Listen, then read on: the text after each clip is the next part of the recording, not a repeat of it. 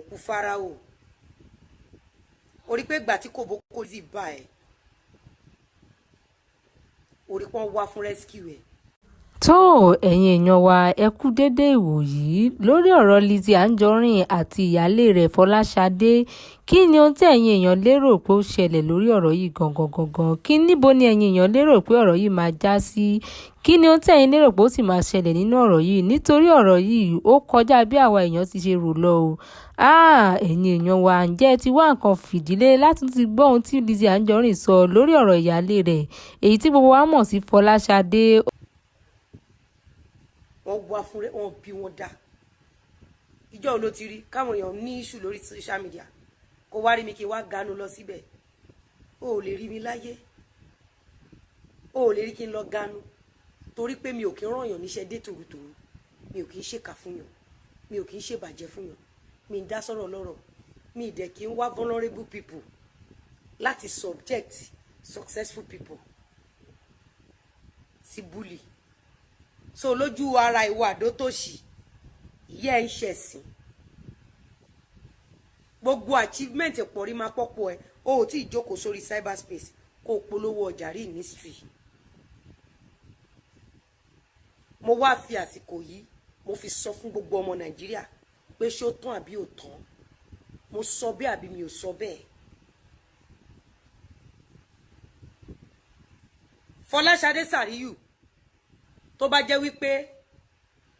àwọn èèyàn gidi wà ní surrounding ẹni ṣe rò pàtùbọ̀ tó ẹ̀kọ́ sábẹ́ staircase ni wàyó lórí burúkú ti broke àdótòṣì ti broke owó ló ń wá ẹ̀rí pé ó ti gbé àwọn olórí burúkú déhùn mi yẹn síta àbẹ́ mi mo kọ́kọ́ lọ bá déhùn mi ẹ fún mi léèyàn kan nínú gbogbo wọn tí mo kọ́kọ́ lọ bá olórí burúkú àdótòṣì tó máa mọ sàárì àwọn ọmọ yìí òun ló máa lọ ọkùnrin ò balẹ̀ ojú Lizzy Anjorin lélẹ̀ mo ti lọ látàárọ̀ èmi lélẹ̀ lálẹ́ ẹ rí mi bí mo ṣe jáde láàárọ̀ ẹ rí mi mo ti lọ sí meeting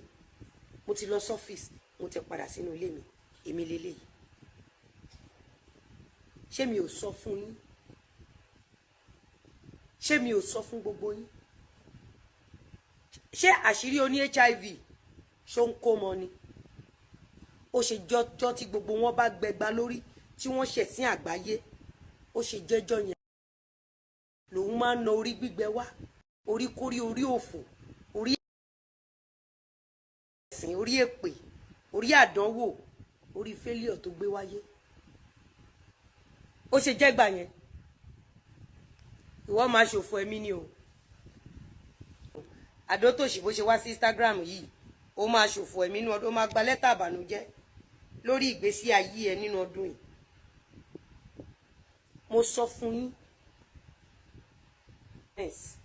and that is why I am super successful forget she's team àdótòṣì forget the fact forget that fact either you are team àdótòṣì o either you are team àdólà stay on your lane don't push people to go and look for trouble. Don't come and buy pity lẹ́yìn tẹ́ bá ti forí gba ìpè tọmọtọmọ yín àdótòṣì tán bá bi ẹ́ wípé kó fún wa ní evidence orí burúkú tó ń ṣe pẹ̀lú Fọlá tẹ́jọ́ máa mọ sàárì ọmọ kí ló fẹ́ sọ kí ló fẹ́ sọ mo ti sọ fọ́pọ̀lọpọ̀ yín ọ̀pọ̀lọpọ̀ yín ni because you cannot face your tormentors. You can't face your tormentors. Ṣé rí tá bá rodon yẹn bẹ́ẹ̀ yẹn ẹ mọ̀ pé àṣírí ó ṣe máa wá fún wa àṣírí tó máa ṣorí burúkú tọmọtọmọ ẹ̀ ọjọ́ wo lẹ ti rí tí èèyàn kan lọ fún èèyàn kan ẹ wo gbogbo àwọn tó máa support Lizzy ẹ fún mi lọ́jọ́ kan tó ti lọ fún èèyàn kan randomly ẹ lè rí sórí tẹ́ bá fi àṣírí tó máa fojú sunkún àwọn ọmọ ẹ̀yẹn lẹ̀ a máa wá ní gbèjègbèjè a máa wá ní gbẹ̀jọgbẹ̀jọ fún mi 1 minute.